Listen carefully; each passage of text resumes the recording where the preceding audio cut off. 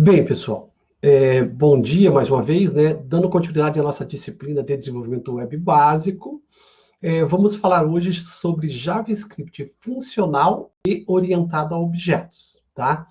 É, é bem interessante você conhecer esses aspectos do JavaScript, até porque o JavaScript é uma linguagem hoje muito utilizada para o desenvolvimento de software em várias camadas, a gente diria, né? Porque assim, porque ele pode ser utilizado para desenvolver software para páginas web, ele pode ser utilizado para desenvolver back-end, ele pode ser utilizado para desenvolver aplicativos, né, para smartphone e para iOS. Então, assim, então o JavaScript tem se apresentado como uma linguagem muito importante dos nossos dias.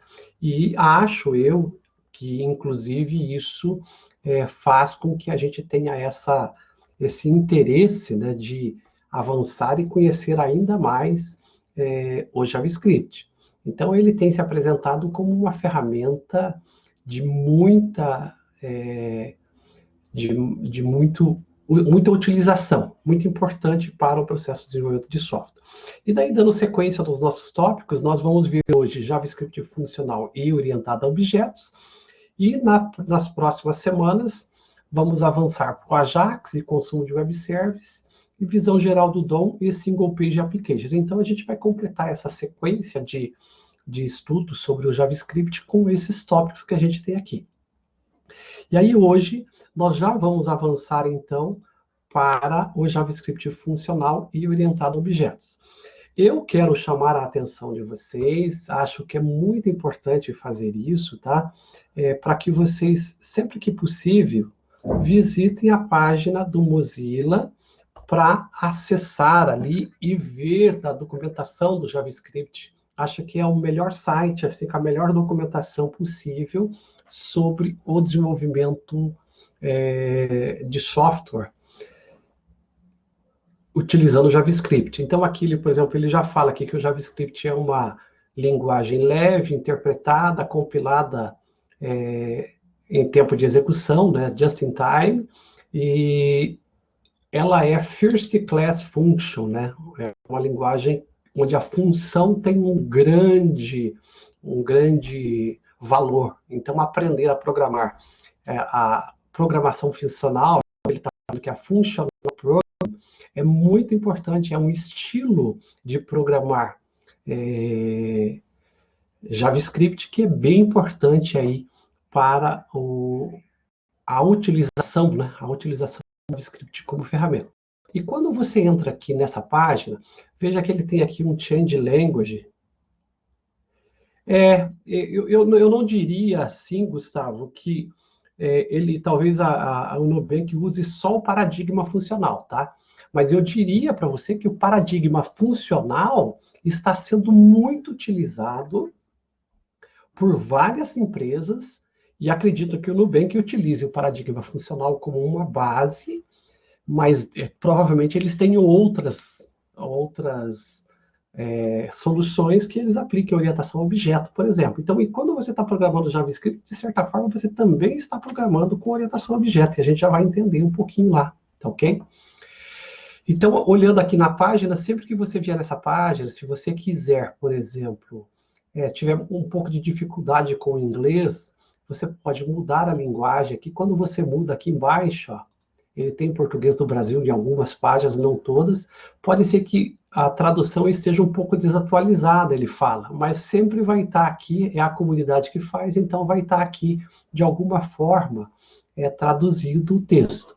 Se por acaso você ainda quiser, você pode mandar fazer tradução de máquinas. Então, você pega lá o Google Translator, manda traduzir, e ele vai traduzir o português para você pela tradução de máquina. De qualquer forma, qualquer uma delas será suficiente para você poder visualizar, tá bom?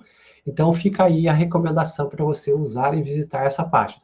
Então, ele tem aqui tutoriais para totalmente iniciantes, né? Para quem está começando, os primeiros passos, fala o que é, fala praticamente esse básico. Acho que essa introdução ao JavaScript para objeto, eu vou até abrir aqui, é bem importante dar uma olhadinha agora que a gente vai trabalhar, tá? O JavaScript Guide é muito interessante, bem legal, e depois ele já vai para um nível intermediário. Ele já começa a falar de frameworks, e assim por diante, estrutura de dados, coisas mais avançadas. Ó, aqui o JavaScript é avançado. Então aqui você terá uma documentação bem completa. E muita coisa que eu vou trabalhar com vocês hoje está aqui, ó, um pouco nesta parte Built-in Objects, tá? É uma parte que você vai encontrar. Eu vou falar bastante sobre Array, vou até deixar aberto aqui, quando precisar eu volto a mostrar para vocês. Algumas dessas funções que já estão construídas no JavaScript, né? E eu vou falar também sobre functions. Ó. Aqui você tem uma parte sobre function, que mostra como é construída as funções. Agora, a parte de funções, se eu não estou enganado, ele fica mais interessante no JavaScript Guide, tá? Então, aqui a gente tem a introdução ao JavaScript orientado a objetos, né? E aí ele fala do guide, falando sobre Object-Bases aqui, vamos abrir ali para dar uma olhadinha. Fala todo o processo, ó. Trabalhando com JSON, a gente vai ver algumas coisas hoje, então aqui tem um referencial para vocês. Ó, quando falando do básico de objeto, ele começa a mostrar como é um objeto, a gente vai discutir tudo isso dentro de sala, né, na hora que a gente estiver estudando ali, para vocês entenderem um pouquinho. Mas é claro, a minha passagem é um pouco superficial, porque eu tenho bastante coisas para dar uma visão para vocês, né? Mas, de qualquer forma, aqui está a informação. No guide aqui, veja que o guide traz muita coisa do que a gente já viu, inclusive, ó. Sintaxes, né? If, else, switch, tá vendo? Ó, for, while, break, for in, for off. E aqui a parte de função. Aqui eu digo para vocês que a parte de função está bem explicadinha, tá? Como é que você define uma função, né? A função básica, a função por expressão, o que mais que tem aqui? A chamada de função, o escopo da função, recursividade, funções aninhadas, é bem interessante essas funções aninhadas, isso eu não vou trabalhar com vocês, pessoal, mas é bem legal, quem quiser depois dar uma olhadinha aqui, tá? Múltiplas funções aninhadas, closures, deixa eu ver se ele vai ter a arrow function aqui também. Vamos ver, function, rest parameters, arrow function. Isso aqui a gente vai ver daqui a pouquinho, tá? Aí eu vou explicar para vocês alguns detalhes. Então, bem legal vir dar uma olhada nessa página, tá? Principalmente aquela que eu mostrei para vocês de objetos e essa aqui. E aí, no finalzinho da aula, a gente vai ver um pouquinho sobre arrays, né? Quais são as possibilidades do uso do array. E vai ser bem interessante dar uma olhadinha também, tá bom? Então, fiquem à vontade para virem aqui visitarem e utilizar o máximo que puderem aqui, né? Para poder aproveitar aí os recursos que estão à disposição de vocês, tá bom? Então é isso, vamos adiante. Eu vou trabalhar com vocês a partir do zero, praticamente, algumas coisas ali, começando em função, dando uma visão bem geral para vocês sobre funções, tá? Deixa eu só pegar a parte de objetos aqui. Basic sobre objetos. Só um minutinho. Para beginners, JavaScript orientado a objetos, Object Basics. Deixar aqui também, ó, que é outro tópico que a gente vai estar trabalhando. Então, na orientação que eu passei para vocês, vai ficar primeiro a parte de functions, que é essa aqui, é a página mais interessante que eu tenho de funções para passar. Depois a gente vai ver um pouquinho sobre object, que aqui está. E, obviamente, já vamos ver também sobre array, que é uma ferramenta muito útil aí durante o processo de desenvolvimento. Agora sim, agora vamos lá trabalhar, né? Então, pessoal, agora deixe-me ver aqui. Deixa eu abrir a pasta para a gente começar.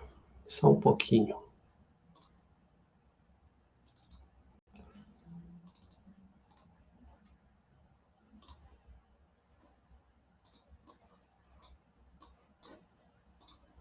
Aí está. Vamos começar por aqui. Então, estes são os tópicos que a gente irá trabalhar na aula de hoje, ok? Ele inclui no JavaScript funcional, então, as funções, que é a primeira parte que a gente vai ver, depois a parte de orientação a objetos, e, por fim, algumas funções bem interessantes do Array, ok? Então, começando com vocês a discussão, eu diria assim, a primeira observação, e acho que isso é uma coisa bem importante aí de discutir com vocês, é assim. Quando a gente começa a programar, a primeira coisa que a gente tem que aprender são sobre variáveis. As variáveis ensinam para a gente, mostram para a gente como é que você coloca dados na memória do computador temporariamente, né?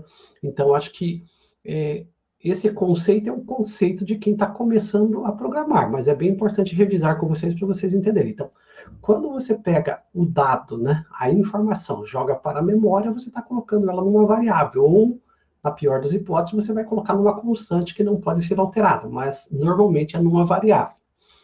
Essas informações que ficam na memória do computador, das variáveis, elas vão precisar ser alteradas para a gente conseguir fazer trazer algum tipo de resultado.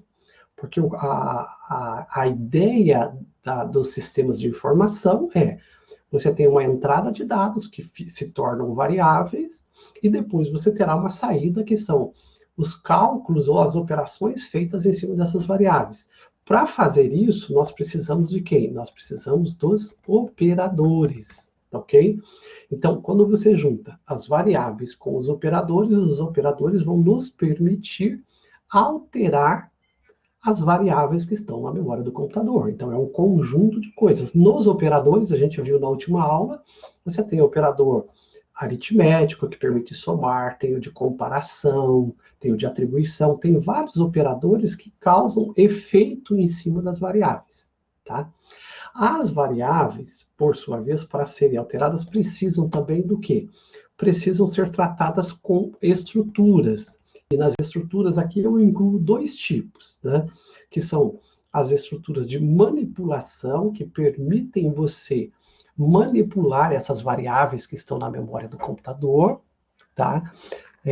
Permite com que você aplique essas variáveis na memória do computador, e numa segunda visão, eu diria que as estruturas referem-se também à forma como essas informações estão armazenadas na memória. Então, ela pode estar somente na forma de uma variável simples, que tem um único dado numa única variável, ou ela pode estar em estruturas, tá, que manipulam conjuntos, por exemplo, os arrays que a gente está falando aqui.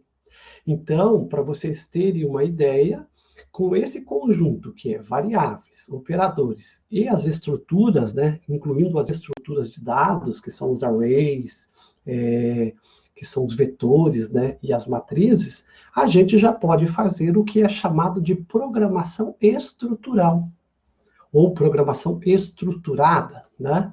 Então, quando você pensa assim, alguém fala, você faz programação estruturada, basicamente significa que você utiliza esses três itens: as variáveis, os operadores e as estruturas de dados, as estruturas de decisões para manipular a informação. Então, esse é o estilo mais básico de programação, né? Quem programa estruturado utiliza basicamente esses três itens aqui para produzir código, tá ok? Agora, se você incluir aqui este elemento, que são as funções, então agora você já mudou a sua capacidade de produção de código. Você não programa só estruturado mais. Agora você já programa de uma forma diferente, que é uma programação funcional. Então agora, a partir desse momento, você escreve pequenos blocos de código em funções que podem ser reaproveitadas em outros pontos da sua programação. Então, a programação funcional é uma das opções, uma das formas de você ter reaproveitamento de código, tá? E é um estilo de programação muito importante. Então, a programação funcional ou de outra forma que poderia ser chamado, pessoal, que é a programação procedural, né? Procedural, tá? Programação funcional ou procedural é a mesma coisa. A diferença é que a procedural, a gente fala que é um procedimento, né? Uma procedure, onde você coloca o seu algoritmo. Mas refere-se da mesma forma às funções, tá certo? Então aqui é diferente, aqui você já passa a programar com programação funcional, é um código melhor resolvido. E, adicionalmente a isso, você pode utilizar também os objetos. Se você incluir objetos dentro desse processo, você vai fazer, então, uma programação orientada a objetos. E aí sim, você tem um arsenal de recursos que te permitem produzir um código muito bem resolvido. E o JavaScript, por sua vez, é uma programação que consegue lidar com todas estas possibilidades, tá? Óbvio que você vai precisar, às vezes, de um tempo para poder aprender e lidar com isso tudo, né, que o JavaScript oferece. Mas ele te dá condições de fazer programação estruturada, programação funcional e programação ou, né, procedural e programação orientada a objetos, porque ele tem na própria linguagem todos esses recursos. E só para ressaltar para vocês a importância da programação funcional, vejam que, de certa forma, o Java não tinha essa possibilidade. Ó. Você não conseguia programar com funções no Java, exclusivamente funcional. Sempre que você ia programar, você tinha que programar orientado a objetos. E nos últimos anos foi incluído a possibilidade de programar com programação funcional em Java, que é uma linguagem que nativamente não tinha a possibilidade de programar como função. Tá bom? Então fica aí uma orientação para vocês da importância, né, e o que significa cada uma dessas programações, tá bom? Avançando aqui. Então, as funções, pessoal, elas podem ser e normalmente são escritas de algumas formas. Eu vou colocar para vocês aqui. Ó, nós temos as funções literais, anônimas, arrow functions e callback, que são as mais importantes de você conhecer. Então, a primeira forma que a gente vai discutir aqui é sobre a forma literal, né? Forma literal. Como é que você programa de forma funcional utilizando a função de forma literal. Então, a função de forma literal, você poderia programar assim, uma function somar, tá? Eu vou colocar aqui somar na forma literal, justamente porque eu vou acabar utilizando o nome somar mais adiante. Então, a função somar de forma literal, eu poderia passar 2 parâmetros para a função e aí realizar uma operação com essa função. Esses valores que eu estou passando, o valor A e B, são valores de entrada para a minha função. Então, eu poderia colocar aqui um outro item resultado, né? E fazer a soma de A mais B. Tá vendo? Então, isso aqui já mostra que eu tenho uma função que recebe 2 valores, A e B. Eu pego o valor de A e B, faço uma operação sobre eles e tenho o resultado. Se vocês olharem bem isso aqui que eu estou falando para vocês, vejam que eu tenho 2 variáveis, A e B, que é justamente aquilo que eu falei. Eu tenho aqui os operadores, tá vendo? Então, eu já estou usando 2 partes da programação. E estou utilizando função também. Então, eu tenho 3 partes daquilo que eu comentei. E aí, eu tenho um resultado. Agora, considerando que eu tenho uma função na forma literal, né? Então, aqui, deixa eu colocar aqui, aí eu coloquei forma literal por função literal, né? O que eu posso fazer com o resultado de uma função? Então, eu posso fazer 2 coisas com o resultado da função. Uma é utilizá-lo dentro da própria função, e aí eu poderia fazer isso aqui, ó, console.log resultado. E aí eu terei o resultado da função sendo utilizado dentro da própria função, tá? Então, se eu fizesse isso aqui, invocasse essa função do tipo somar literal, estou evocando a função aqui, ela vai processar aquela operação. Só que ela espera receber valores, porque ela não tem valor. Então, ela espera receber valores. Então, eu vou colocar aqui o valor 10 e o valor 5. Agora, eu estou invocando aquela função, somar literal, passando dois valores. Esses valores vão entrar pela variável A e B, e ela vai gerar um resultado que vai ser impresso dentro da própria função. Então, se eu dou aqui o comando para executar, eu tenho o resultado 15. Então, o valor 15 acabou de ser produzido justamente por essa função. Então, esta é uma possibilidade de utilização da função na forma literal. Por outro lado, eu poderia, ao invés de utilizar o resultado dentro da função, eu poderia retornar esse resultado.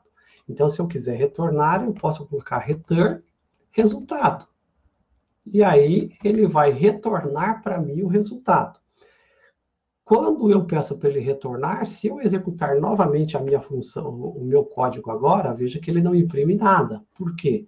Porque eu estou retornando o resultado, mas não estou fazendo nada com ele. Então, quando eu retorno o resultado, eu tenho que capturar o resultado retornado de alguma forma. E eu posso fazer aqui, constante retorno, né? Capturo o retorno da função desta forma aqui, ó. Então, eu estou usando aqui um operador de atribuição para colocar o valor em retorno. Logo, eu posso imprimir o retorno, o que retornou da função. Se eu fizer isso aqui, rodei, olha aí, eu tenho novamente o resultado 15, utilizando, né, então, o retorno que a função do cálculo que a função executou para mim, ok? Então, isso aqui mostra para a gente algumas possibilidades de utilização, né, desta técnica de produção de código, utilizando, então, scripts, né, dentro de função, algoritmos dentro da função, ok? A forma como eu fiz com vocês aqui foi uma forma, assim, bem mais didática do que o que você encontra no dia a dia, né? Então, sempre quando as pessoas estão programando, vai se tentando deixar o mais curto possível, ou seja, o mais enxuto possível, a quantidade de linhas de código. Então, por exemplo, se eu fosse dar uma melhorada nessa função aqui, eu poderia tirar esta somatória aqui que eu estou jogando na variável e fazer diretamente no retorno aqui, ó. Podia fazer assim. Logo, eu não preciso dessas duas linhas, ó. Olha como é que ficou a função. Então, ficou uma função bem mais curta, né? Bem mais, eu diria, mais enxuto o código. Então, ela ficou bem menor. E aqui, quando eu recebo, faço a chamada e recebo o retorno, eu coloco numa variável para depois imprimir. Eu poderia fazer isso aqui também, ó, pegar esta chamada da função que eu sei que vai retornar um valor e já colocar direto no log aqui, ó. Então, eu não preciso mais dessa linha onde eu capturo na variável. Então, eu não preciso criar as variáveis adicionais. Ou seja, com essas linhas, eu consigo o mesmo resultado. Se eu consigo o mesmo resultado, então eu sempre vou tentar trabalhar na forma mais compacta possível, mais concisa possível, né? Tentando evitar a inclusão de linhas que seriam desnecessárias nesse ponto. Então, acho que isto é uma forma de você encarar o processo de programação. Então, no dia a dia, a gente encontra muito esse tipo de código, é um código bem mais enxuto, tá bom? Então, essa é a primeira observação. Outra observação importante, que não posso deixar de mencionar para vocês, é assim. Vocês perceberam que em momento algum eu disse o tipo da variável A, o tipo da variável B. Por que eu não fiz isso? Vocês lembram a razão de eu não ter utilizado aqui para dizer o tipo da variável A e o tipo da variável B? Alguém lembra do que a gente discutiu na última aula? Eu simplesmente coloquei A e B ali, ó. Se você tivesse programado em Java, ou C, ou C Sharp, você teria que colocar o tipo ali. E por que no JavaScript eu não preciso? Vocês lembram? Por que eu não preciso colocar tipo ali? Alguém lembra?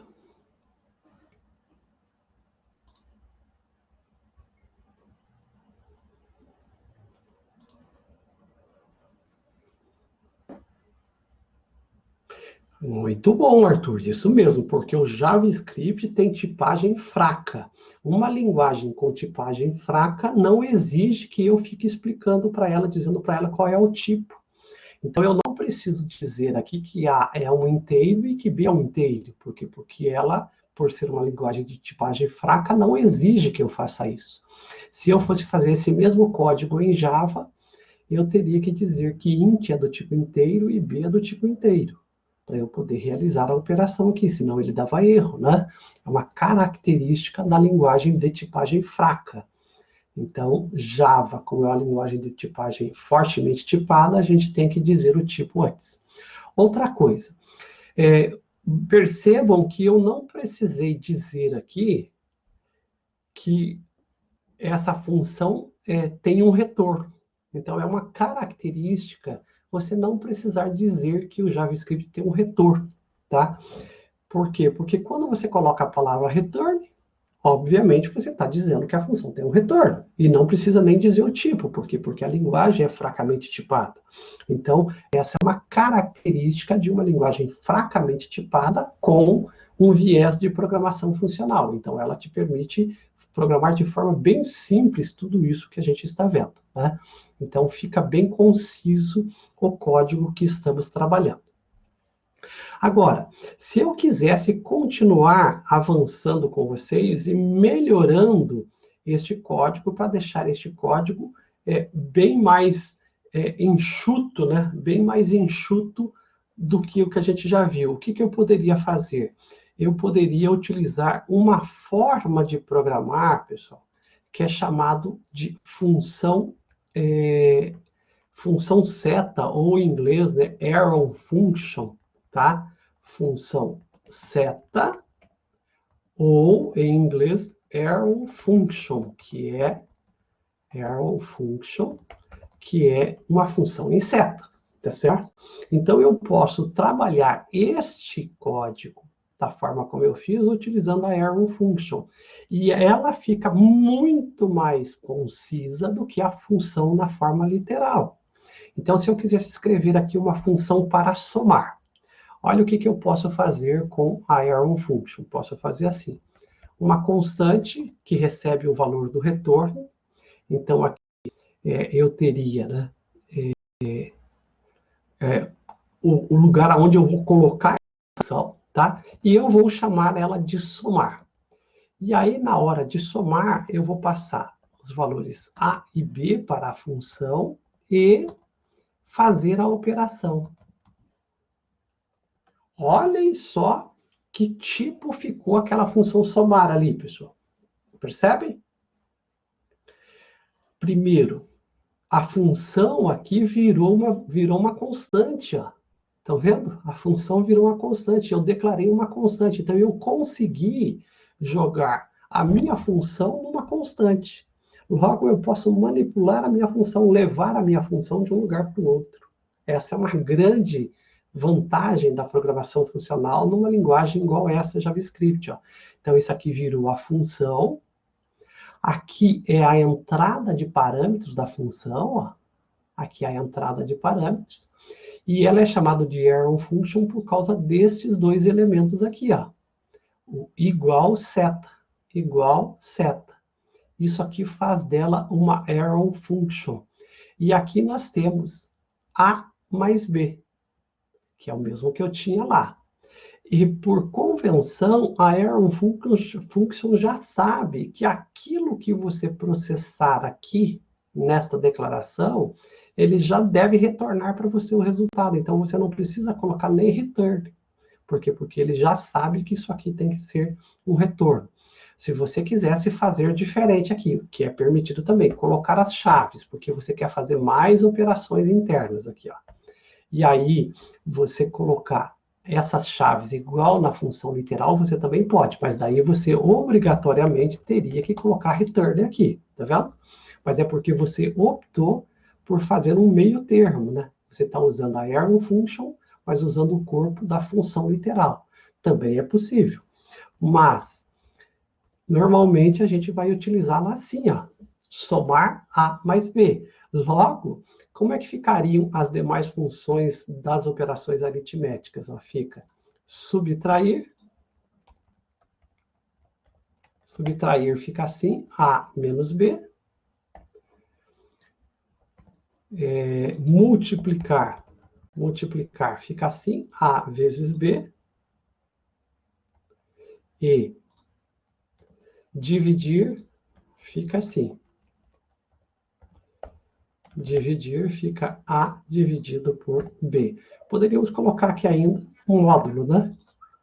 Um módulo de um número. Então, módulo de A por B, aí está, você vai obter desta forma. Então, se a gente fizer aqui quiser usar essas funções, agora veja que em 5 linhas eu fiz 5 funções. Eu quiser usar, por exemplo, a função somar para somar um valor, eu poderia fazer aqui console.log, somar. Olha que eu posso usar essa função agora, passando 10 e passando 5. Então, eu já estou invocando essa função. Posso duplicar isso aqui. E aí chamar subtrair. Depois chamar multiplicar. Depois chamar dividir. E depois chamar módulo. Aí está. Então, eu vou comentar essa anterior, para não interferir na nossa visão aqui. Agora, eu tenho 1, 2, 3, 4, 5 funções, e vou mandar processar essas 5 funções. O resultado de A mais B deu 15, porque o valor é 10 mais 5. A menos B deu 5. 10 vezes 5 deu 50. 10 dividido por 5 deu 2. E o módulo de A por B deu 0, porque não deu nenhum resultado. Então, se eu colocar ali um número diferente, né, aqui, por exemplo, eu colocar o número 13 aqui, por exemplo, ó, e mandar executar, e o módulo vai dar como resto 3, né? Um módulo de 13 dividido por 5. Porque 13 dividido por 5 dá 2, 2 vezes 5, 10. 13 menos 10 sobra 3, é justamente o que ele imprimiu para a gente aqui, tá certo? Então, a gente tem aqui a função sendo trabalhada de uma forma diferente. Então, é o que a gente chamaria de função seta, ok? Isso aqui se tornou possível, pessoal, por 2 grandes benefícios que o JavaScript tem, que é a possibilidade de armazenar a função em uma constante ou variável, depende do que eu quiser, e a possibilidade de trabalhar com o que é chamado de função anônima. E isso é um outro tópico que a gente tem que trabalhar aqui. Então, de certa forma, a arrow function é uma função anônima também. Então, vale a pena citar com vocês aqui, ó, o que é uma função anônima, porque vocês vão encontrar na programação JavaScript, principalmente quando estiver usando frameworks ou recursos posteriores, vocês irão encontrar funções anônimas, tá? De alguma forma, isso é utilizado dentro da programação. Então, a ideia da função anônima é, de certa forma, uma variação da função literal, que depois vai se transformar na arrow function também. Mas seria assim, ó, se eu quiser programar uma função com o recurso de armazenar ela numa variável ou numa constante. Então, eu posso dizer em qual constante ou qual variável eu quero a função, e escrever a função desta forma aqui, ó. A e B recebe o valor, e aí eu retorno, né? Eu retorno a soma de A mais B, por exemplo. Então, veja que essa aqui é uma função que me permite somar, né? Aí eu poderia dizer que, já que ela é uma função somada, eu poderia dizer que ela é uma função, um fn somar, que ela é uma função somar, certo? Então, essa é uma forma possível de eu escrever a função. Mas como é que eu sei que ela é anônima nesse caso?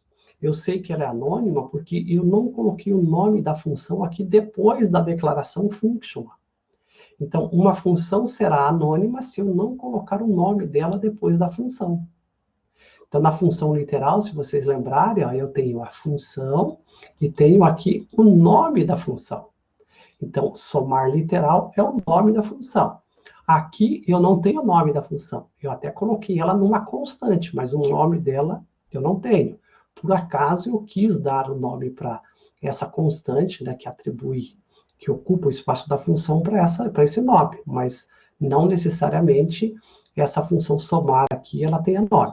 Eu poderia fazer uso dessa função somar também, ó, console.log, passar para fn somar 10 e 5, ó, ela também vai trazer resultado para mim. Eu vou comentar as anteriores aqui, que a gente já viu, ok? Executei aqui, rodei, olha aí, ele traz 15 para mim, eu estou usando ela da forma anônima.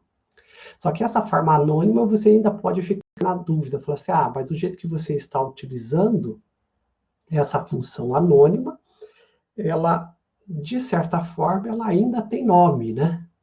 Ela ainda aparece aqui, pelo menos no nome da função.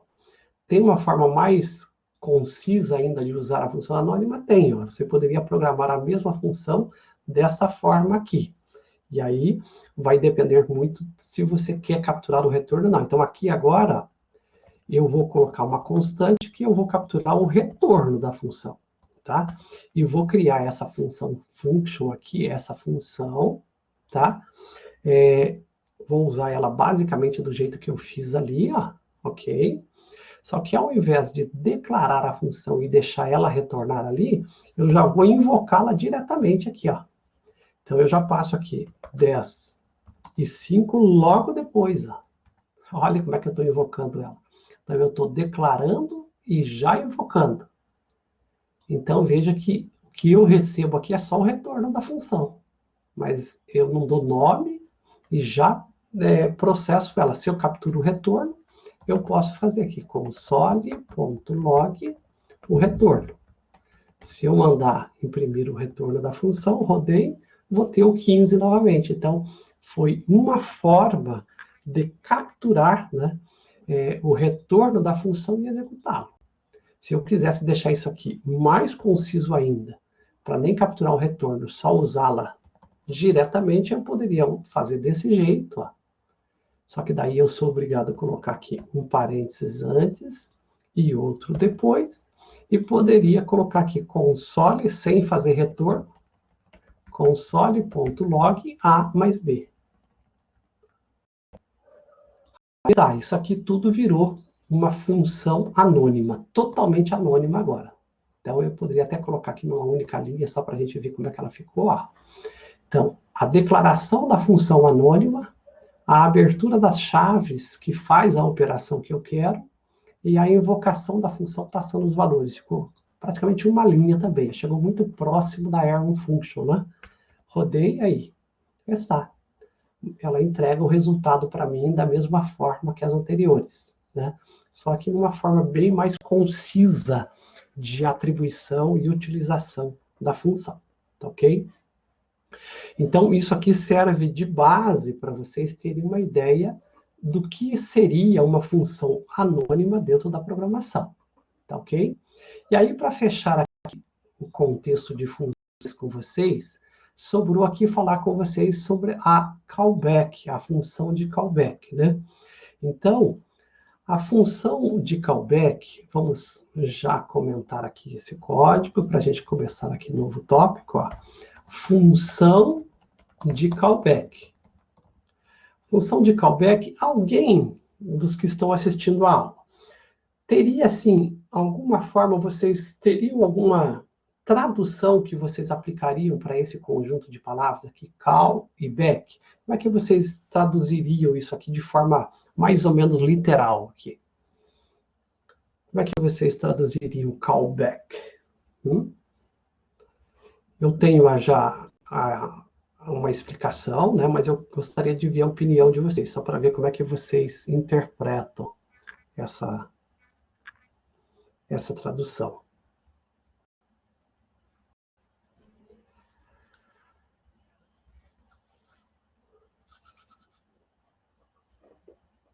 Alguém? Vamos vir aqui. Olha lá, o Arthur, chamada de volta. Uhum. Retorno de chamada. A Mayara, retorno. Retorno, ok. Vocês percebam que, assim, se você pensar bem, a tradução bem literal talvez seria muito próximo lá do que o... Acho que o Arthur talvez tenha ali a tradução mais parecida, né? Mais adequada. Seria assim como se fosse uma chamada de volta. Seria algo mais ou menos desse estilo. Só que eu já vou passar para vocês a minha interpretação de callback, porque eu acho que o callback, normalmente quando a gente usa o callback ele vai ser uma chamada de volta, sim, é uma chamada que vai acontecer no, no, no retorno, né, do processamento, mas ela tem um viés, pessoal, que é sempre fazer o chamado processamento assíncrono. A gente não falou sobre processamento assíncrono ainda. Nós vamos falar na próxima aula, quando a gente estiver falando de Ajax, tá? Mas, assim, a ideia seria... a tradução que eu mais gosto é assim, ó, chamada, tá? A função de chamada posterior, tá? Ela vai ter a chamada de volta sim, igual o Arthur propôs ali. Mas ela é uma chamada posterior, né? Então, assim, depois de feito o processamento, ela vai fazer a chamada de volta. Então, essa seria a tradução que eu mais gosto para esse termo, tá? Então, esse é um tipo de função que é bem legal vocês já começarem a pensar dessa forma, porque depois vocês vão precisar lidar com esse tipo de função também. Agora, considerando que você tem uma função de callback, a função de chamada posterior, como é que funciona esse processo de função? Então, vamos considerar aqui, ó, eu vou fazer funções literais para você, chamado processo 1, tá? Processo 1, function. Vou fazer aqui, daí vou copiar. Então, aqui, console.log, e aqui, processo 1. Ok. Aí, vou pegar a processo 1, vou colocar aqui processo 2, e vou colocar aqui a função de processo 3. Pergunto, se eu fizer a seguinte chamada, processo 1, tá?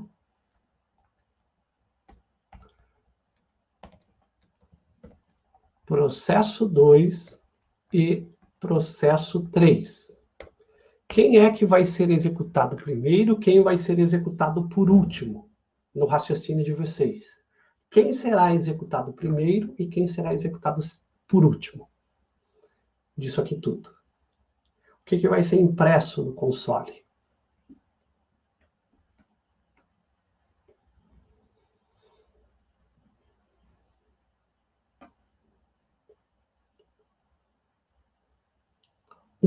O Roger, 1, 2, 3. A Mayara também, 1, 2, 3.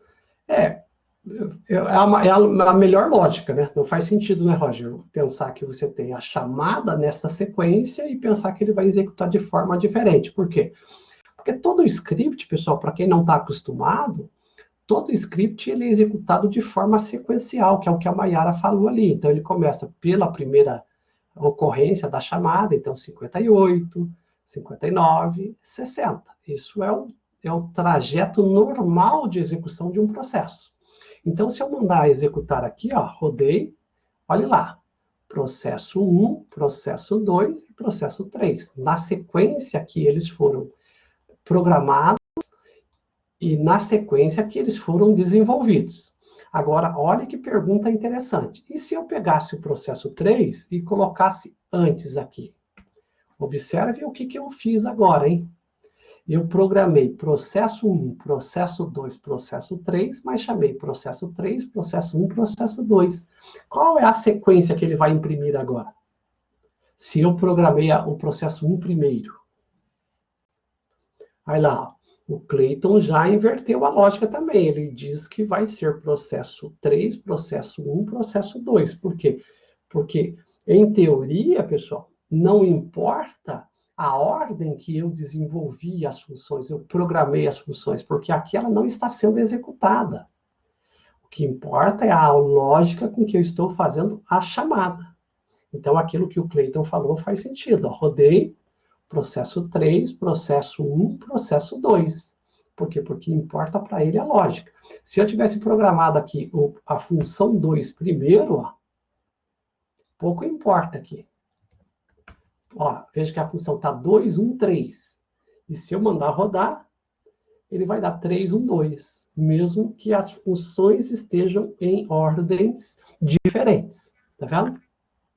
Então, isso é bem importante também entender. Então, você tem sempre a execução dos processos na ordem que eles são chamados. Tá ok? Então, esta é a lógica da programação síncrona, né?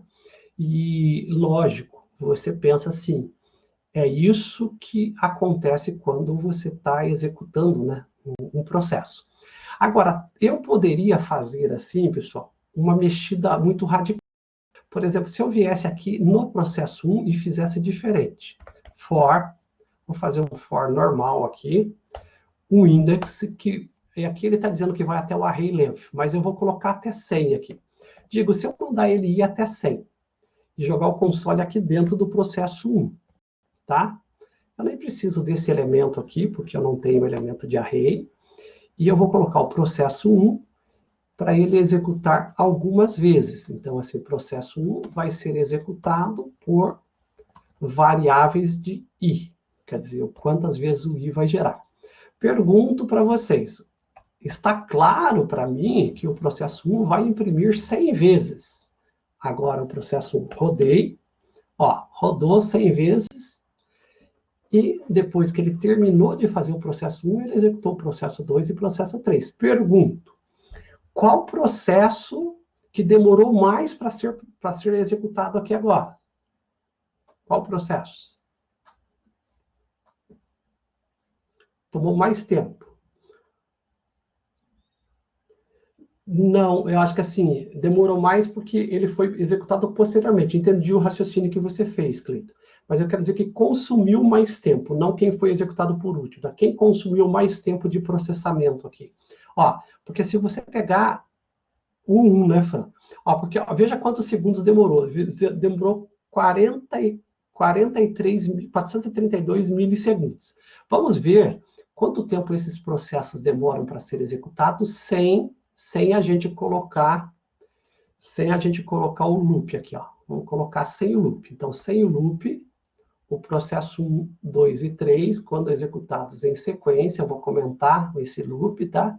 Vamos ver o tempo que ele consome. Ó, executei, rodei. Ó, vão marcando lá. Ah, aqui ele compilou em tempo de execução. Deu 0,500 milissegundos, isso, né? 0,5, meio segundo deu aqui para executar. Então veja que o ganho, por enquanto, é bem pequeno. Agora ele executou em 34, ele varia. Depende muito, ó, em 262, está ganhando tempo. Ó, em 444 ele vai variando de acordo com, talvez até com processos que estejam executando no meu computador. Então pode ser que ele demore um pouco mais ou demore um pouco menos, tá vendo? Ó, frações de milissegundos. Agora, coloquei aqui, vou tirar esse log, né? Vou tirar esse log aqui, vou deixar o log de quantidade aqui. Esse vai até 100. Vou pegar o mesmo for aqui, vou jogar para o processo 3. Vou colocar 500 aqui, processo 3. Vou aumentar isso aqui. Vou colocar esse aqui também no 2. Vou colocar na ordem aqui, pessoal, só para facilitar o nosso trabalho já na sequência, né? Porque senão... Aí, processo 2. Vou colocar o processo 2 no lugar dele. Fica mais fácil de pensar. Processo 1, processo 2 e processo... Só que o processo 2, ele vai consumir... O 2 vai consumir 500, aqui vai consumir 300. Então, prestem atenção o que temos agora. Processo 1, que vai até 100. Processo 2, que vai até 500. E processo 3, que vai até 300. Qual deles demora mais tempo para ser processado? Ó, o processo 1 foi executado. Tá vendo? Depois que ele chegou, o processo 1 chegou até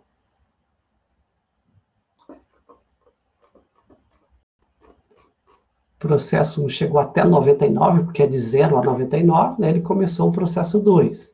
Depois que ele avançou no processo 2, chegou até aqui, 499, pulou para o processo 3 e a gente consumiu 0,63 milissegundos.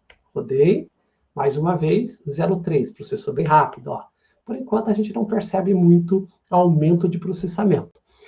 Pergunto agora, qual é o processo que está processando mais devagar e qual está processando mais rápido? Então, vamos pegar o mais rápido. O que processa mais rápido aqui, dos três?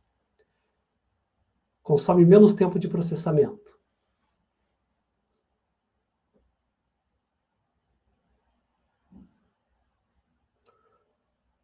O que tem menos repetições. Então, logo, presume-se que é o 1. A Fran também achou que é o 1.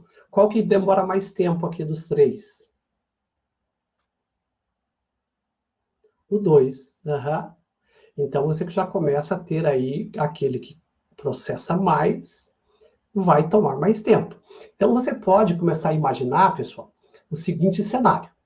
Digamos que eu não fosse imprimir o que está acontecendo internamente aqui, porque vira uma loucura, né? Dependendo da quantidade de impressões que eu vá ter aqui, o processo seja muito grande. Mas imagine o seguinte, no processo 1, mandei executar. O processo 2, mandei executar. Tá? O processo 3, mandei executar. Só que o processo 1, quando eu mandei executar, se eu colocar 1000 aqui, veja que ele vai fazer um loop por 1000. Se eu colocar aqui mais 3 zeros, ele vai fazer quantos processamentos nesse loop aqui?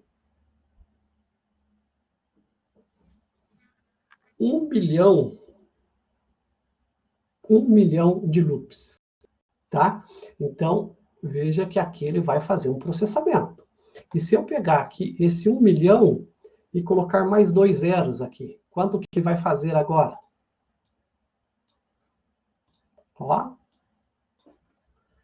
Qual o processamento que ele vai fazer? 100 milhões de loops no processo 2. E se eu trouxer aqui, vou fazer invertido. Vou pegar esse 1 milhão, vou colocar para o 3. Aqui, aonde eu tinha colocado 100 milhões, vou colocar aqui, tá?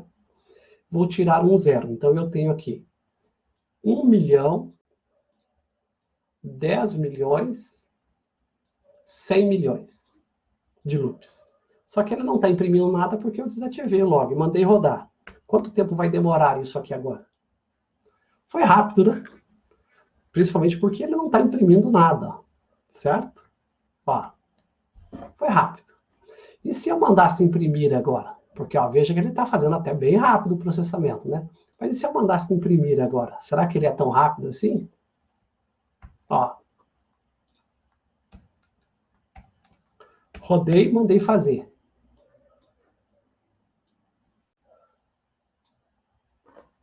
O que está acontecendo agora aqui? Ó, está processando. Não terminou ainda. Está no processo 1. O processo 1 tem 100 milhões de loops, pessoal, para fazer. Quanto tempo vai demorar isso aqui? Alguém chuta? Agora ele está tendo dificuldade para cumprir a missão dele, né? Por quê? Porque ele está fazendo processamento, está consumindo disco, está consumindo memória, né? Vai longe, ó. Ó. Está processando. Tá ok? Eu não sei quanto tempo vai demorar, mas uma coisa eu tenho certeza. Qual dos processos aqui, eu estou no processo 1 ainda. E ele está em 740 mil aqui, ó.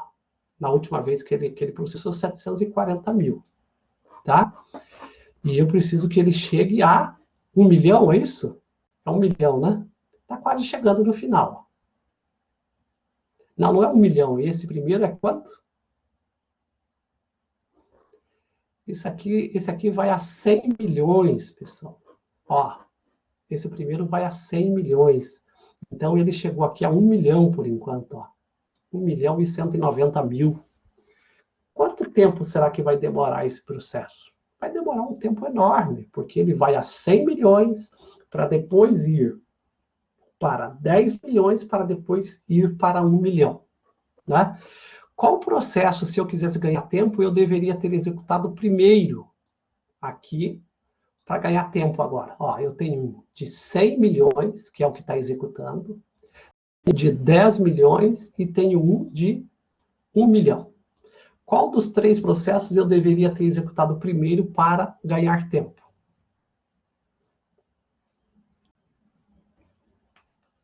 Ou para que o processo terminasse primeiro? O 3. Se eu executasse o 3, ele já tinha terminado, porque ele já chegou a 1 milhão, né? Então, se eu tivesse executado o 3 já tinha terminado. Mas, como eu resolvi executar o primeiro 1, eu vou ter que esperar executar 100 milhões de registros, depois executar 10 milhões de registros, para depois executar 1 milhão, né? Deixa eu ver se o console aqui vai conseguir... Ó, ele travou. Aparentemente, ele travou o meu... Deve ter... Ah, não. Voltou aqui, ó. Ele vai dar um Stack Overflow daqui a pouco, não vai? Será que o Visual Studio Code está preparado para isso? Ele conseguiu chegar em 2 milhões, por enquanto. Está processando. Tá vendo? Viram, pessoal? O que pode tornar um processo pesado? Basta que você tenha uma execução assim, um pouco mais pesada, já é suficiente para bagunçar, né? Eu tenho que interromper esse processo, senão ele vai ficar aqui processando, processando, processando. Aqui no Code Run é Ctrl Alt M, né? Vou tentar interromper ele aqui, vou ver se eu consigo. Se ele conseguir achar espaço no processador aí para criar a interrupção agora, né?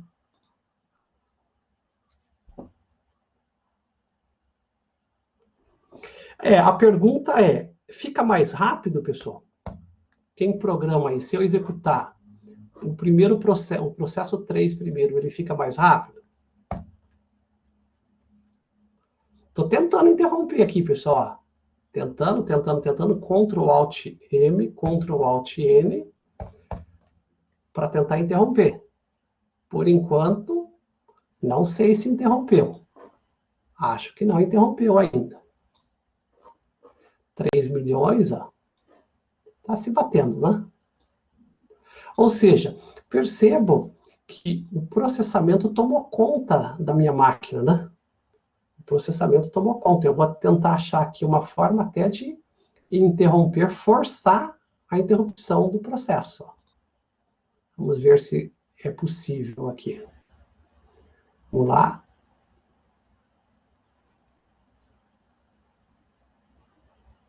Vai dar um Stack Overflow no meu computador, né? Olha o consumo de CPU aqui, ó. Por que eu não consigo interromper? Tá vendo? 100% do CPU em processamento, né? Então, se eu pegar aqui o processo que está mais consumido, vamos ver. Um pouco o Edge está consumindo um bom pedaço, mas o Visual Studio Code aqui está consumindo 30% do meu processador. Ó. Tá vendo? Aqui, um outro processo do Visual Studio Code mais baixo, mas esse aqui está consumindo muito processamento. Eu tenho outras instâncias aqui do Visual Studio, né? Certo? E ele não conseguiu interromper lá ainda. Eu tenho a impressão, eu já dei o comando, mas tenho a impressão que ele continua executando. Vamos ver? Acho que agora terminou. Tá vendo? Depois de muito comando, né, ele tentar interromper, acho que agora ele terminou. Vamos ver se ele vai voltar a imprimir ou não. Se ele não imprimir, eu sou obrigado a forçar, então, a parada aqui, ó. Agora acho que sim, porque, ó. Aqui, ó. Reopen, keep wait, close. Close. Resumindo, fechou meu Visual Studio Code. Tá vendo? Agora ele reduziu o processamento. Mas deu um overflow, né? Principalmente de processador, né? Não conseguiu avançar, certo? Então, deixa eu reabrir aqui para a gente continuar, então, o nosso trabalho, né? Só um pouquinho. Vamos lá. Então, pessoal, vai acontecer momentos, eu quis simular com vocês aí um processo pesado, e a ideia foi justamente isso, né? Mostrar um processamento pesado rodando, para a gente pensar assim, em alguns momentos, eu não poderei deixar isso aqui acontecer, ó, colocar um processo pesado, que é o 1, o 2, para depois executar o 3. Então, principalmente, em que momento isso se torna inconveniente? Isso se torna inconveniente principalmente quando a gente estiver apresentando informação para o usuário. Ah, minha tela azul é boa, hein, Cleiton? Essa é daquelas antigas, que a gente sofria muito mesmo. Não tinha o que fazer, né? Então, respondendo ali, considerando o que a Fran falou, considerando que fosse executar os 3, se executar o menor primeiro fica mais rápido, não fica, Fran. Não fica porque, digamos que o processo 3, vamos considerar, tá? Que ele vai tomar aqui 5 minutos, tá certo? E o processo 2 vai tomar aqui 1 minuto, tá? 1 minuto. Então, 5 minutos, 1 minuto, e o 3 vai tomar 1 segundo só. Então, a gente está falando de tempo de processamento. Então, o processo 1 vai tomar 5 minutos. O 2 vai tomar 1 minuto. Então, no total, eu teria aqui 6 minutos e 1 segundo para executar esses 3 processos. Não tem jeito. Todos os processos vão tomar, né, vão ocupar 6 minutos e 1 segundo. Ponto. Então, isso não tem jeito de mudar. Principalmente, num primeiro momento, se a gente não utilizar o que nós chamaríamos de processamento de múltiplos núcleos, né, que é um processamento paralelo. Então, se eu tenho um computador, no meu caso, um computador com 4 núcleos, e eu fizer uso de 4 núcleos, eu posso reduzir esse tempo. Mas, a princípio, os 3 processos estão fadados, digamos, no raciocínio que eu estou fazendo, a tomar 6 minutos e 1 segundo para ser executado. Então, a gente não tem como reduzir isso se eu não fizer isso na forma de processamento paralelo. Agora, a parte interessante aqui é você pensar o seguinte: se eu quisesse executar o processo 3 primeiro, ele vai executar mais rápido porque ele é mais curto. Eu vou diminuir aqui a quantidade de zeros, pessoal, vou tirar 2 zeros aqui, vou tirar 2 zeros aqui para não tomar tanto tempo, né? Depois a gente vai ter a somatória. E vou tirar 2 zeros aqui. Então, ele vai aqui até 10 mil. O processo 1 vai até 10 mil. Não, vou colocar aqui só 1 milhão aqui, né? 100 mil. Até 100 mil só. Aqui vai até 10 mil. E aqui vai até 1000. Só para a gente poder ter um tempo mais razoável aqui. Depois a gente vai ter o tempo, né? Agora, não adianta se eu jogar o processo 3 primeiro aqui na chamada, o que vai acontecer? De qualquer forma, vai consumir o mesmo tempo. Agora, em alguns momentos, eu não posso travar o processo, principalmente quando ele tem a ver com a tela do usuário. E aí a gente vai precisar depois, na próxima aula, a gente vai poder sobre isso, do processamento assíncrono, né? Que é um processamento que eu peço para fazer e depois me dá a resposta. Depois eu explico para vocês sobre isso. Agora, fechando aqui, o raciocínio seria o seguinte: eu posso transformar isso aqui em processamento assíncrono utilizando algumas coisas possíveis aqui. Vou dar um exemplo para vocês. Então, se eu fizer aqui, ó, eu vou criar uma arrow function que vai me dar um time, né, para começar a execução de cada processo. Então, vamos lá, vamos mexer um pouquinho nessas funções aqui. Então, eu vou fazer aqui no processo 1. Vou colocar aqui set timeout, tá? Dentro dessa arrow function, eu vou dizer que esse aqui vai iniciar a execução depois de 2 segundos. Então, primeiro, eu já vou tomar aqui 2 segundos, não. Vou colocar aqui só 100 milissegundos para ele começar a executar o processo 1, tá? Ele vai começar a executar depois de 100 milissegundos. Vou pegar isso aqui, vou trazer para cá, set timeout, set timeout.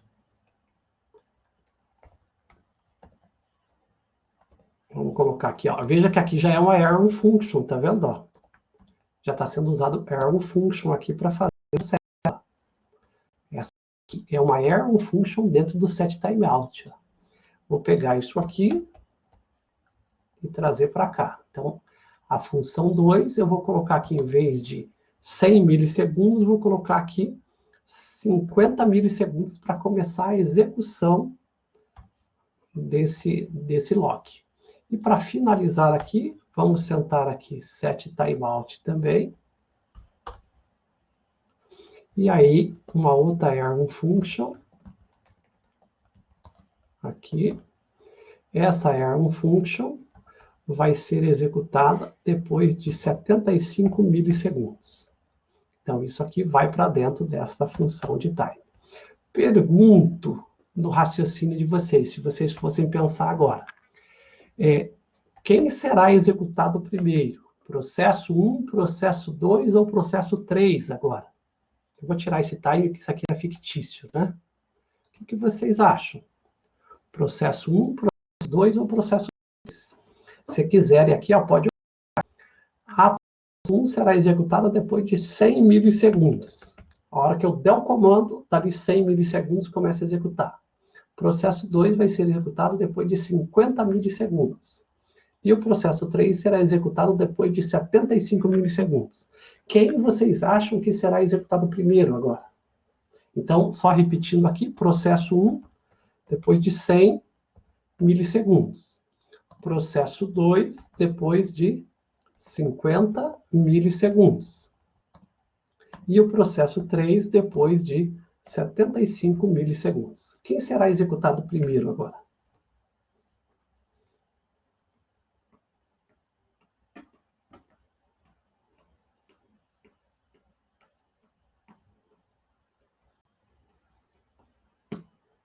Boa pergunta agora, hein?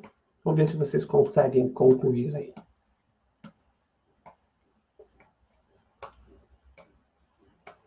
2, olha lá, o Arthur colocou 2, 3, 1. Alguém tem outra opinião diferente do Arthur? Acha que seria executado de forma diferente?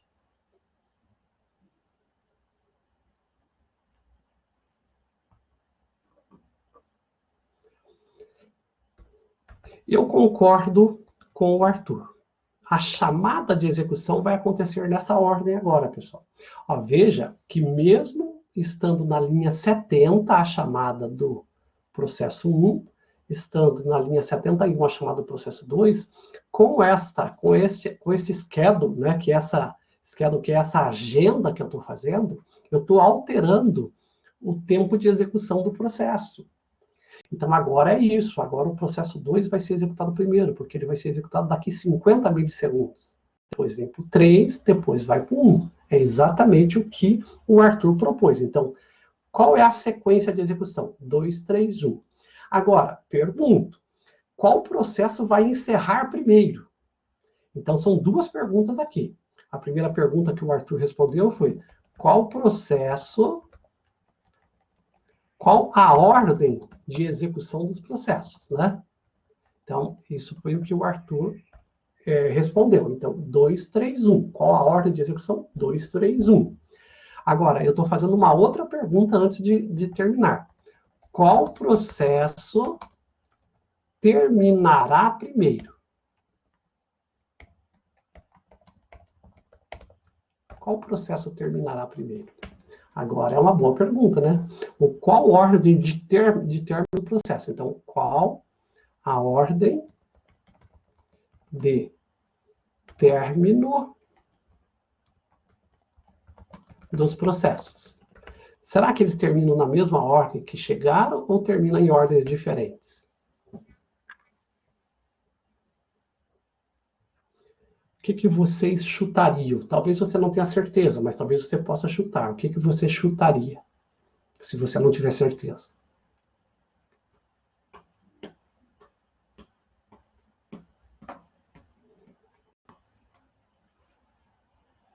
Ninguém arrisca? Então vamos ver o que vai acontecer? Se a gente consegue descobrir quem vai terminar primeiro. Se é que vai dar, porque vai ficar tanta linha impressa ali que eu não sei se a gente vai conseguir, né? Mas vamos dar uma olhadinha, mandar executar. Olha lá, a Fran arriscou 3, 2, 1. Vamos ver se a gente consegue isso. 3, 2, 1. Vamos ver lá, Fran. Eu também não tenho certeza não, tá? Se eu fosse fazer aqui, eu teria que chutar, porque tem uma lógica diferente. Vai lá, mandei executar. Começou, tá? Processo que começou primeiro. Vamos ver lá no começo, ó, o 2 começou, tá vendo? Ele já saiu do 2. A pergunta é, ele já terminou o 2? Vamos ver aqui, ó, o 2 foi até...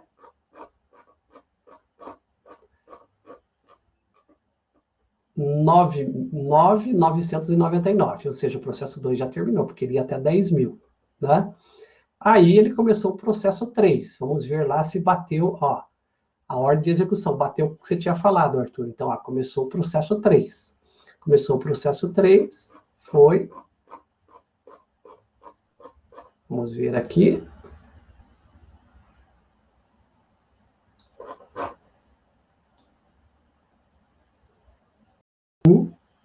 Deixa eu achar o processo 3 de volta. O processo 3 é bem menor, né? Aqui. O processo 3 vai até 1.000. Terminou o processo 3, começou o processo 1, que é o maiorzinho deles. Começou o processo 1, então acabou ficando na mesma ordem, terminou em 10 segundos, tá ok? Acabou ficando aqui, Fran, nessa mesma ordem, ó. Ficou na 231 também, tá certo? Aí você me pergunta, né? Sempre acontecerá isso? Não necessariamente, é porque ele estava consumindo o processo e por acaso, ele tomou uma lógica, tomou um caminho, né? Ele seguiu uma lógica de execução, tá? Agora, quando a gente aprender sobre processo assíncrono, a gente vai descobrir o quê? Que depois que a gente invoca essa função, ela vai executar sozinha e vai entregar o resultado dela num momento posterior. E aí a gente vai aprender um pouco mais sobre isso em outros momentos. Mas o que a gente quer, o que eu quero chamar com vocês de atenção aqui? De função de callback. Então, eu posso, pessoal, programar aqui processos para serem executados, chamado por callback. O que é o callback aqui? O callback aqui, a função de callback aqui, na verdade, é essa arrow function aqui, ó, que está interna ao timeout. Tá vendo? Por que ela é chamada de callback? Porque ela é chamada 100 milissegundos depois, tá vendo? Então, o processo 1 é chamado na hora que eu executo. Acredite, a hora que eu chamo aqui processo 1, processo 2, processo 3, ele é chamado na mesma hora. Então, embora não pareça, mas o processo 1 foi chamado primeiro, só que ele foi jogado para um processamento posterior, ou seja, para um callback de 100 milissegundos depois. Já o processo 2 para 50 milissegundos depois, e o processo 3 para 75 milissegundos depois. Então, a ordem de chamada continua a mesma, mas o que inverteu foi o delay, né, o time que ele vai iniciar o processamento desta função que está no timeout aqui, ó, que é esta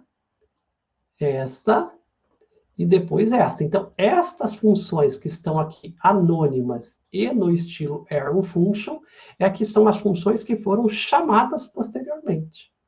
Tá bom? Então, só mais para vocês poderem entender aí o que é uma função de callback. Então, esta função é o que nós chamaríamos de função de callback. Eu poderia, se quisesse, ter programado a função de callback de forma diferente. Aqui ela está na forma anônima. Eu poderia ter feito ela assim, ó. Vamos criar uma função de callback no modelo literal aqui, ó. Então, function fn callback. Então, essa será a função de callback. Ela vai receber dois parâmetros. Primeiro, qual é o processo, que vai vir em formato de string, e qual é o contador, tá? Qual é o tamanho do contador dele, né? Não é o contador aqui, né? Qual é o tamanho, tá? Do processamento. E dentro dessa função de callback, eu vou colocar isso aqui, ó. Tá? Eu vou colocar aqui, o tamanho vem aqui, tá? E o processo vem aqui. Processo vem aqui. Processo mais um espaço aqui, e aí o iterador. Veja que agora eu criei de forma literal a função de callback, ó. Eu mando o processo e o tamanho. Essa função de callback, eu poderia ter chamado aqui, ó, no lugar dessa função arrow aqui, ó. É que eu não tinha feito, mas eu poderia ter feito isso aqui. Então, a função de callback, passo para ele. Qual é o processo que vai ser executado aqui, né? Ó, passando o processo, e qual é o tamanho do loop, né, do processamento. Então, eu basicamente já defini aqui a função. E aí, passar para ele qual é o delay, o tempo que ele vai demorar para invocar a função de callback, tá? Voltando, ó, eu poderia ter feito a mesma coisa agora com o outro processo. Então, vou trazer aqui, colar, processo 2, vai ser invocado, passando este tamanho e aqui 50 milissegundos para iniciar o processamento. A função de callback aqui no último vai ser chamado de processo 3 e vai ser chamado com 1000 aqui nesse lugar e 75 de delay. Muito bem. Olha o que virou aí a minha chamada dos processos, ó, tá vendo? Eu tenho a função de callback, que antes era uma arrow function, agora numa função literal. E agora eu passo os parâmetros e ele faz o processamento. Ele vai executar da mesma forma que estava executando antes, ó. Tá processando, tá vendo? Ó. Tá processando.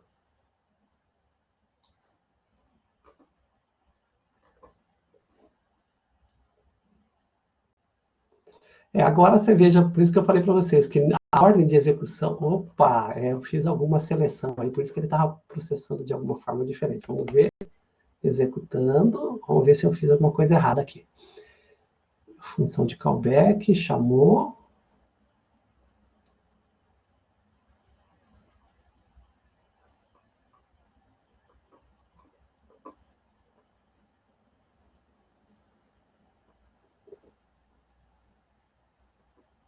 Ele não tá, não, ele não vai aceitar dessa forma como eu fiz, eu acho. Eu vou ter que depois conferir aqui, corrigir e passar para vocês. Uhum. Acho que eu não posso, na hora de chamar aqui, ó, chamar ele passando os parâmetros dessa forma. Eu teria que fazer uma chamada assim primeiro, ó, constante fn. Vamos ver se é isso aqui. Fn igual assim. Primeiro eu declaro, depois no timeout eu só passo a fn. Ó. Acho que eu só posso fazer dessa forma, tá? Deixa eu só confirmar isso aqui. Const fn, faça a declaração com chamada. E daí no timeout, só fn. Vamos lá. Aqui a mesma coisa. Faço a chamada. Constante fn. Vamos ver se isso aqui dá certo. Lá, executando. Deixa eu executar, vamos ver se der certo. Se não der certo, depois eu mudo a lógica aqui da execução. Mas a princípio é isso, pessoal. Então, o importante de vocês saberem, no caso aí, agora ele processou. Só achei estranho porque ele chamou apenas processo 1.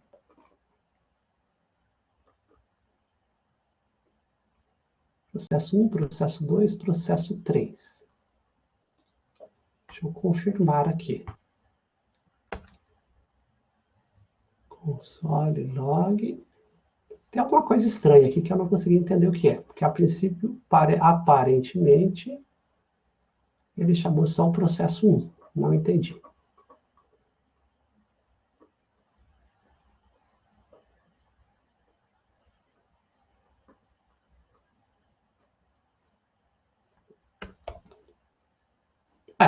Eu vou ter que depois conferir aqui a execução, a ordem de execução. Mas acho que fica com vocês aí o exemplo para vocês terem uma ideia do que seria a função de callback. Então, a função de callback é a função que é chamada posterior.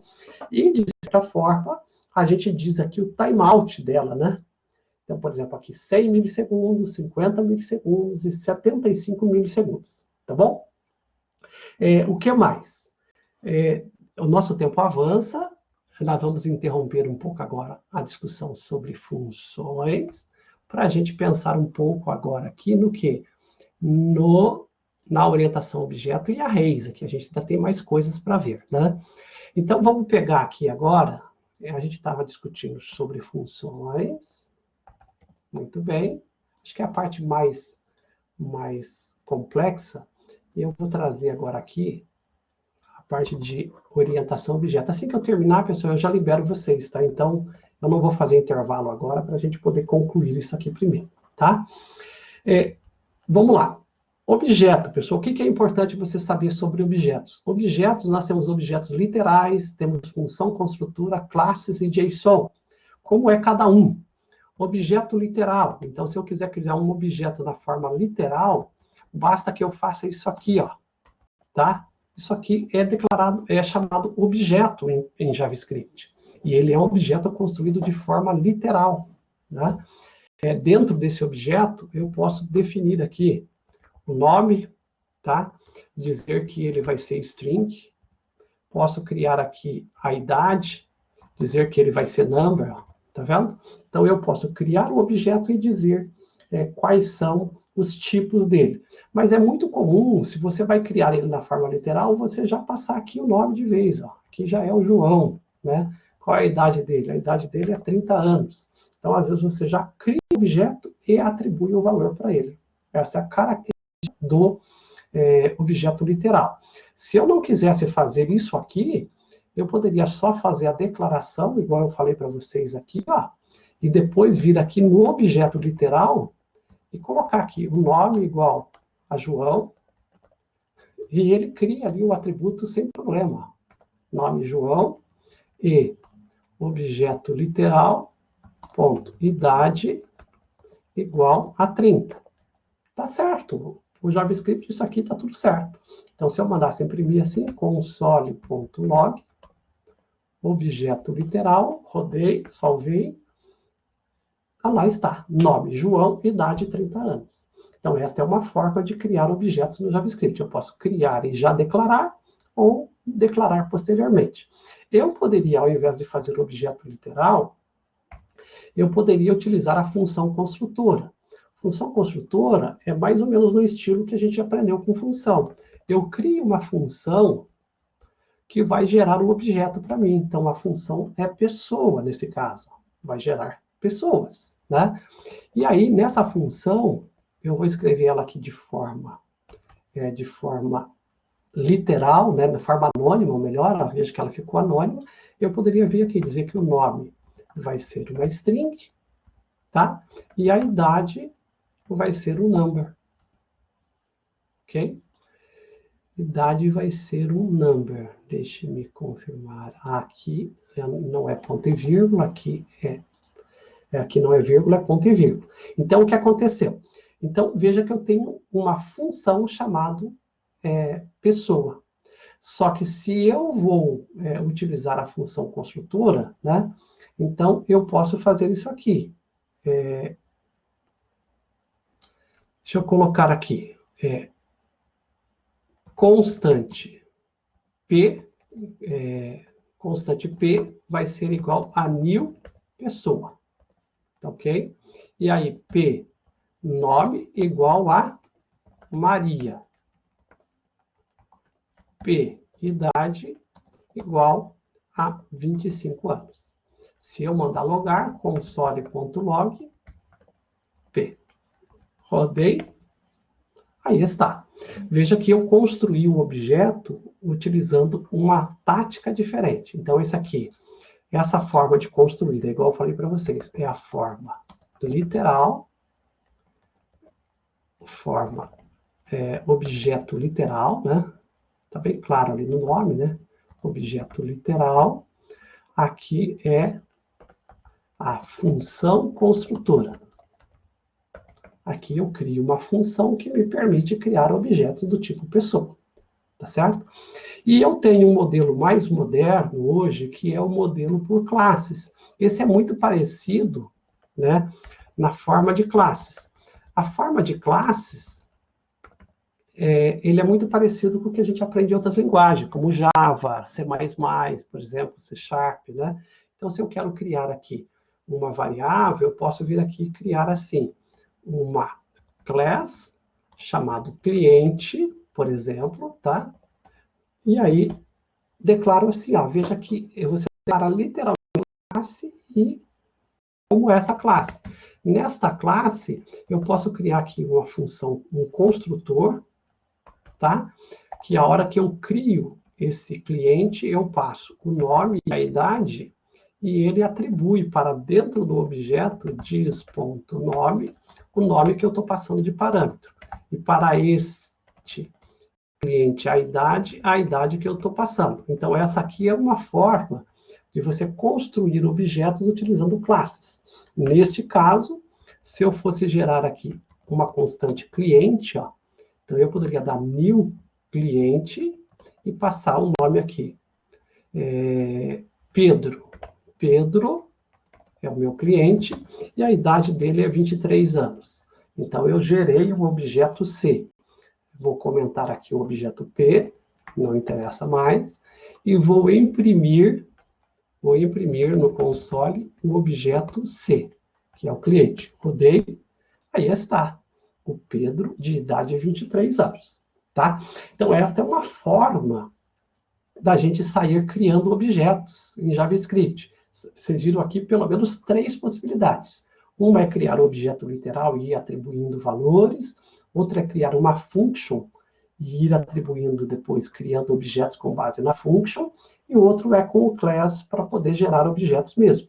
Para todos eles, pessoal, para todos eles, além dos atributos, você tem como incluir métodos.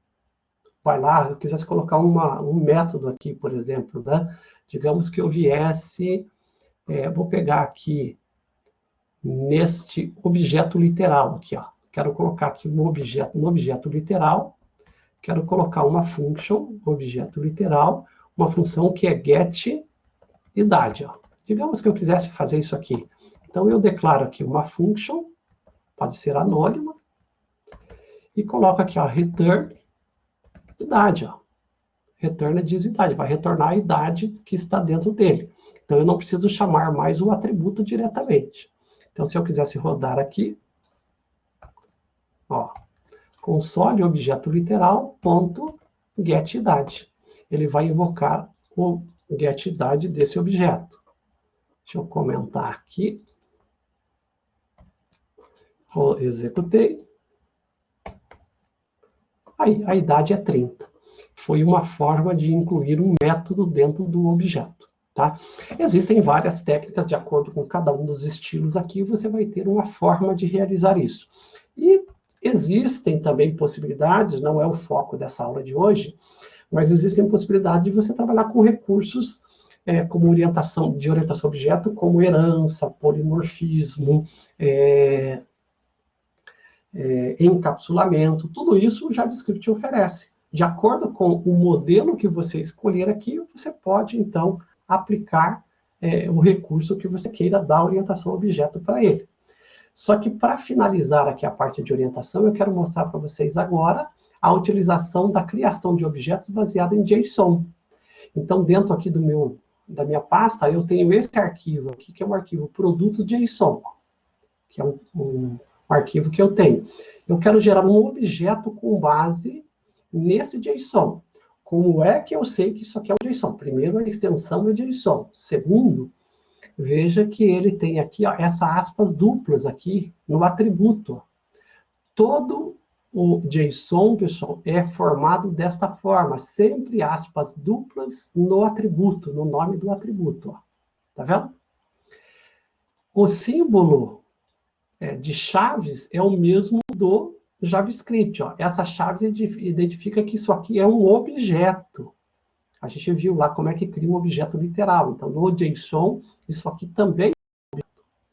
E o colchete, da mesma forma como a gente já viu lá no início da programação, que o colchetes indica um array, aqui a mesma coisa, ele indica que é um array. Então, eu tenho aqui um objeto até aqui, JSON, 2 objetos aqui, e assim por diante até o final. Então, eu terei aqui no total 34 objetos dentro deste array, com os atributos no formato JSON aqui, ó. Isso caracteriza como JSON. Eu quero carregar objetos na memória do computador. Como é que eu faço para tirar ele do disco e jogar para a memória aqui no JavaScript? Então, aqui eu faço o seguinte, ó. Se eu quero carregar na memória, Então, aqui nós estamos vendo aqui objetos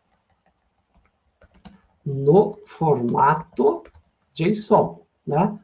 Então, a gente pega no formato JSON e converte eles para objetos JavaScript.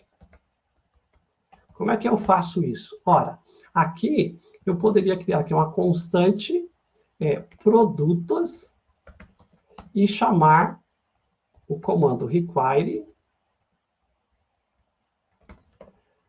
abro aspas, ponto barra produtos JSON. O JavaScript, pessoal, com esse comando require, ele já se encarrega de carregar aqui nos produtos todos os produtos que estão no JSON e já converter ele para objetos JavaScript. Vocês podem ver que aqui no JSON, ó, ele está com aspas duplas. Eu vou mandar ele fazer um log desses produtos que ele vai carregar para a memória. Console.log produtos. Executei. Olha o que aconteceu quando eu executei. Veja que ele imprimiu para mim todos os objetos que estão na memória já sem aspas duplas. Ó. Então, o require se encarregou de pegar o objeto JSON e converter para um objeto JavaScript para mim. O objeto JavaScript não tem aspas. Ó. Ele é um objeto sem aspas. Agora, mais interessante disso tudo é que ele também reconheceu que é um array. Quer dizer, ele já interpretou todo o JSON para mim e trouxe para mim um array. Logo, eu não preciso necessariamente só dizer que isso aqui é um produto. Eu poderia dizer que isso aqui é um array ou um vetor, que eu posso fazer o que eu quiser agora com esse array, considerando que eu tenho vários objetos JavaScript aqui. Então, vamos começar fazendo isso aqui. Primeiro, vamos fazer um for tradicional aqui. Um for tradicional por index, percorrendo o array, o comprimento do array. Então, para cada loop, ele pega o elemento, né? E aí, eu poderia fazer isso aqui, ó. Console.log elemento. Esse elemento eu já sei que é um produto, né? Então, eu já vou dar o nome aqui para produto. Produto.nob, tá? Então, eu vou fazer um log, né? Produto.nob. Vamos colocar aqui o i mais 1, para a gente poder ter o índice e um espaço aqui entre os dois. Tá? Então, só isso aqui eu dei. Olha o que ele vai imprimir para mim. Todos os produtos que ele carregou na memória. Tá? Eu falei que era 35, tem alguém repetido, acho que no meio da história aqui. Mas, enfim. 34? Ah, não, porque ele começa com 1 mesmo lá. Não entendi por que ele fez isso. Se eu colocar aqui o ID dele, talvez eu tenha uma explicação. Vamos tentar ver aqui. Produto.id. Logo depois aqui, ó. Produto.id. Mais um espaço aqui, pelo menos, né? Vamos ver o que ele imprime para mim. Salvei e rodei. Vamos lá. A princípio, no começo, tudo certo.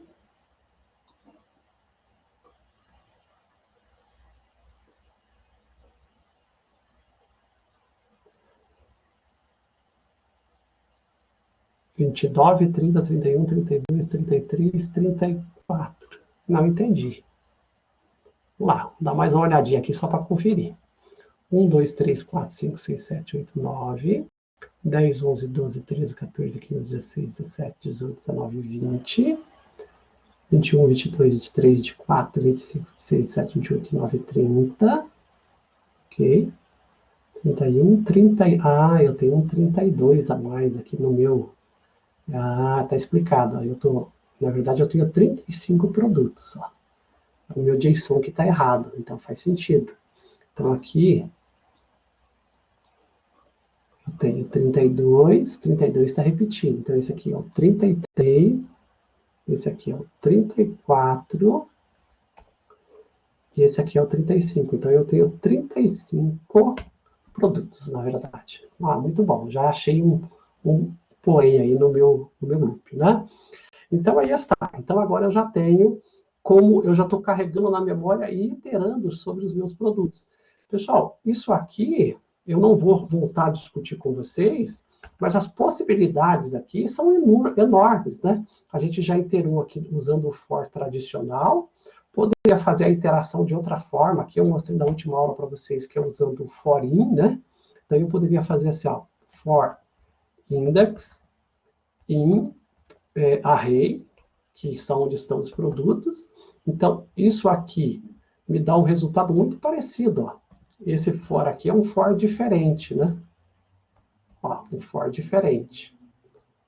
Eu percorro o array, pego o produto e imprimo o resultado dele. Estou usando uma outra estratégia. O resultado, opa, o que aconteceu aqui?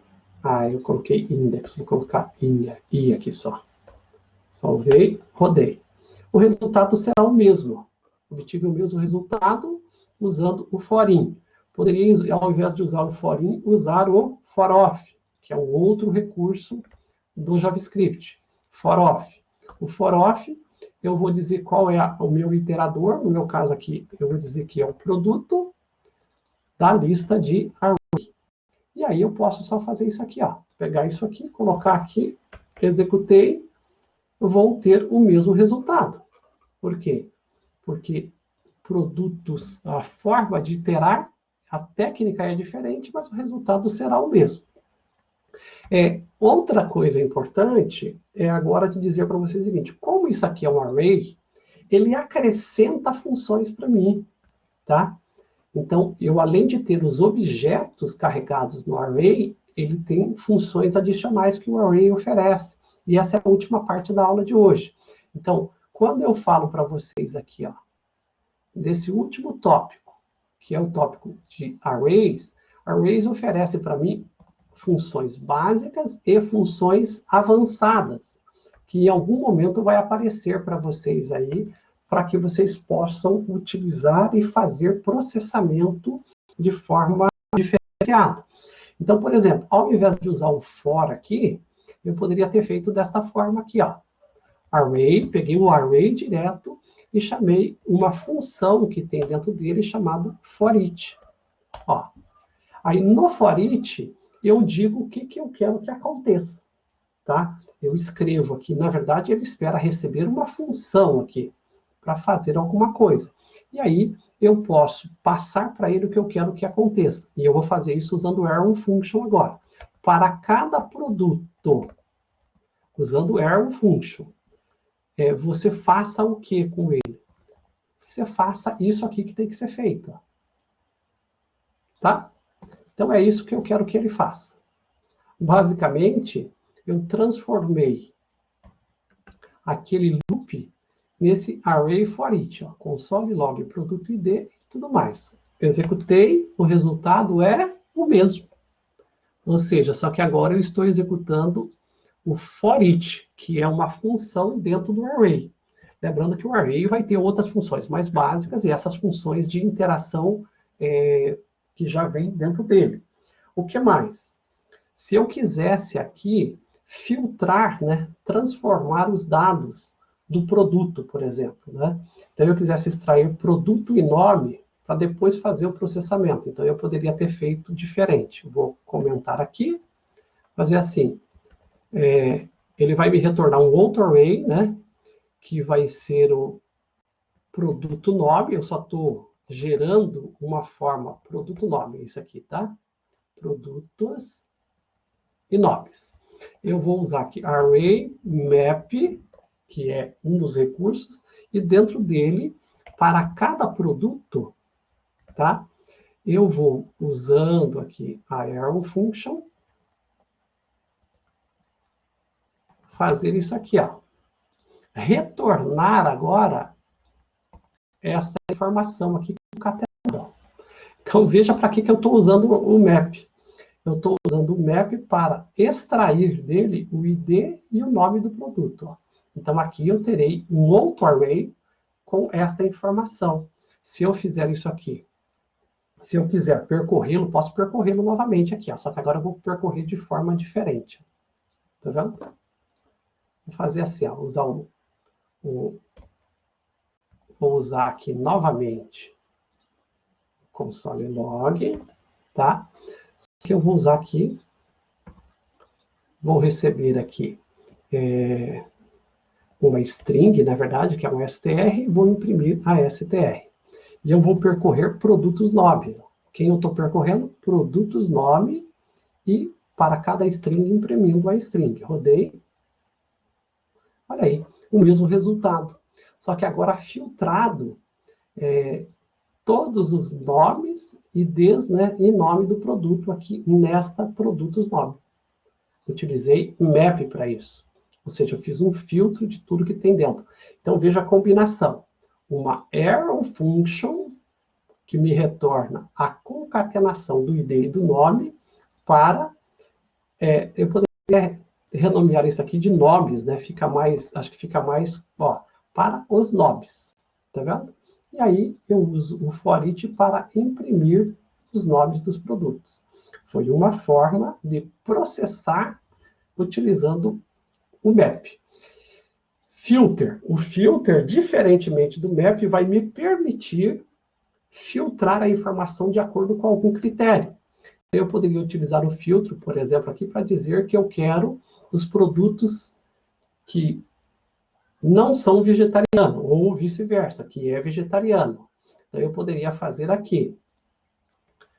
Eu quero pegar os produtos, vou pegar aqui numa constante os produtos, tá certo? Cujo array filter, vou utilizar aqui o array function, a função de seta, e dizer o produto cuja categoria é vegetariano. Ó, veja que eu só estou dizendo para ele filtrar para mim todo o produto cujo produto seja, o retorno seja vegetariano. Então, nesse vetor que ele vai retornar para mim, ele já vai filtrar para mim os que são vegetarianos, tá? E aí eu posso tanto percorrer ele novamente no estilo for each, ou aqui nesse caso vou usar o log direto, só para ver o que retornou. Console, log, produtos. Não vou nem iterar. Vou só logar o retorno. Loguei. Olha o que ele retornou para mim. O 11, cujo é vegetariano, é true. O 12, cujo é vegetariano, é true. O 14, tudo é true, ó. Tá vendo? Ou seja, eu usei filter para pegar somente os que são vegetarianos. Se eu inverter a lógica, colocar uma negação aqui, ó, exclamação de negação, e rodar, ele vai trazer o inverso, né? Os que não são vegetarianos. Todos eles não são vegetarianos. Tá vendo? Então, esta é a função filter. Me serviu como forma de filtrar o que eu tenho no meu array. Para finalizar, a última função que eu tenho aqui, que eu quero mostrar para vocês, é a função reduce. A função reduce eu vou utilizar para totalizar ou para consolidar algum tipo de informação dentro do array. Então, por exemplo, aqui, eu poderia usar o reduce para, primeiro, eu tenho aqui, ó, o preço de cada produto. Então, digamos que eu quero, numa variável, armazenar o valor total de todos os produtos que aqui estão. Então, eu poderia fazer o seguinte aqui, ó, constante total, que é o valor, array, reduce, tá? O reduce, ele vai ter o que nós chamaríamos de acumulador. Então, aqui ele vai ter um acumulador, que é o que vai acumular todo o resultado do cálculo, e ele vai ter aqui um elemento que normalmente vai ser o valor, tá? Que é quem vai fazer esse processamento, né? E neste caso aqui, o que nós temos? Nós temos o produto preço, né? Então aqui é produto preço, tá certo? É esse cara aqui quem vai trazer para mim o resultado dos valores que eu quero, tá? Então, eu vou utilizá-lo como base para fazer a somatória, né? A totalização, certo? Só que eu não preciso nem dizer aqui que é preço, porque ele já tem isso aqui dentro lá, ó, ele se chama preço aqui. Então, eu tenho aqui, transformo, esse aqui tem que ficar reduce, isso aqui vai ser uma outra arrow function, tá, pessoal? Deixa eu fazer diferente, facilitar aqui. Eu vou criar uma função primeiro para depois chamá-la aqui, ó. Vou chamar aqui uma função totalizar, tá? Totalizar, vou chamar ela de uma constante. Totalizar, eu vou passar para essa função totalizadora.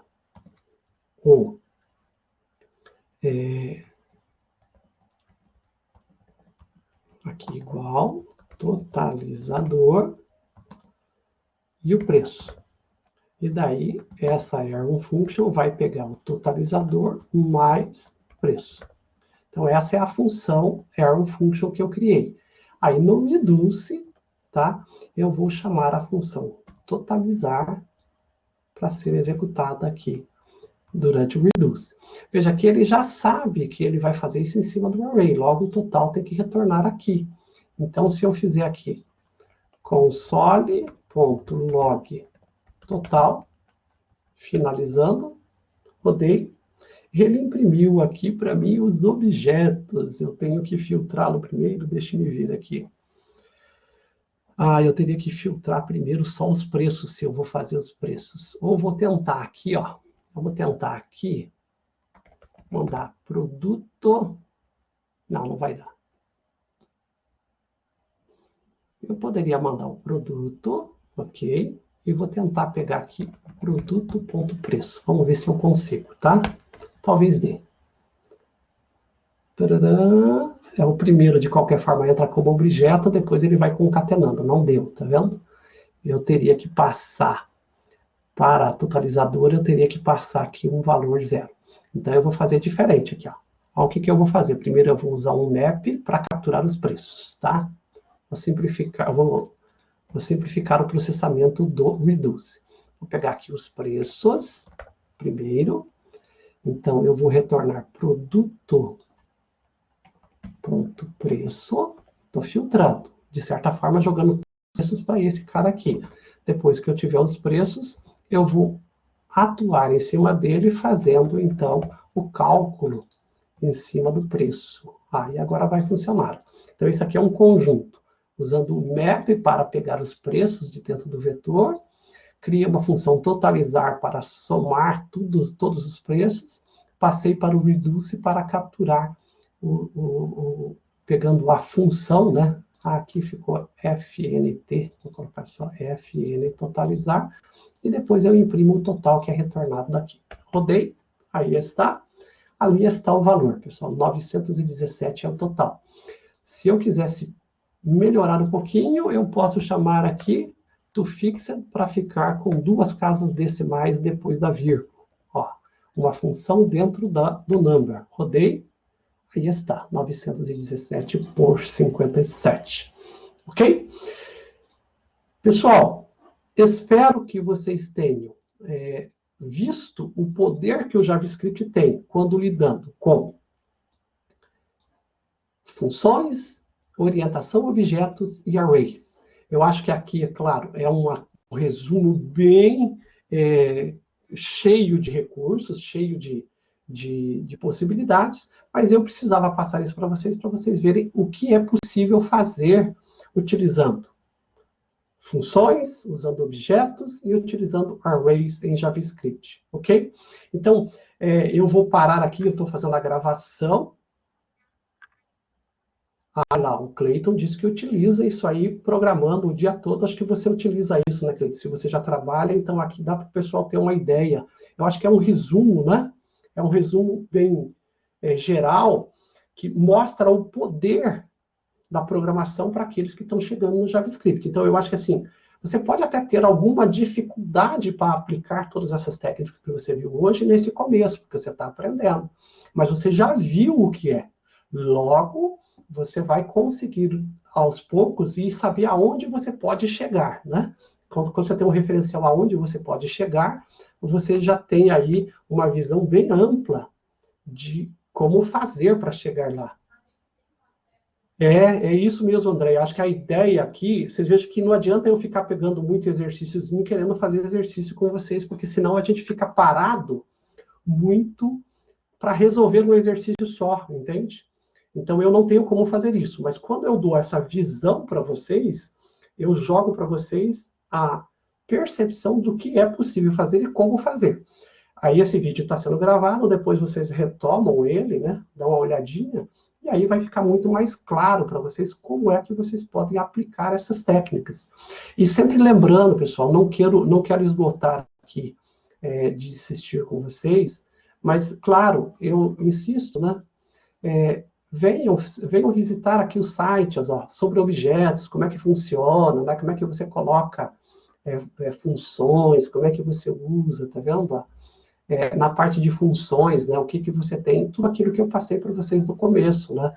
Então, vocês têm um referencial, além da aula, um local onde vocês podem consultar para aprender a utilizar isso aqui também. E provavelmente quem viu agora, se não for aplicar já na sequência, talvez vai esquecer alguma coisa da forma de aplicar. Mas quando você vem aqui e começa a visitar, né, o array, eu usei com vocês algumas das funções. Eu usei aqui for each, usei map, usei reduce e usei filter, né? Mas olha quantas outras funções ele tem aqui, ó. Tá vendo? Quer dizer, não adianta, eu não vou conseguir passar isso tudo com vocês. Mas só com aquelas que eu mostrei, já deu para vocês terem uma ideia do que é possível fazer. E para todas essas, ele tem um exemplo aqui, ó. Para você remover item, para você adicionar um item, o for each, né?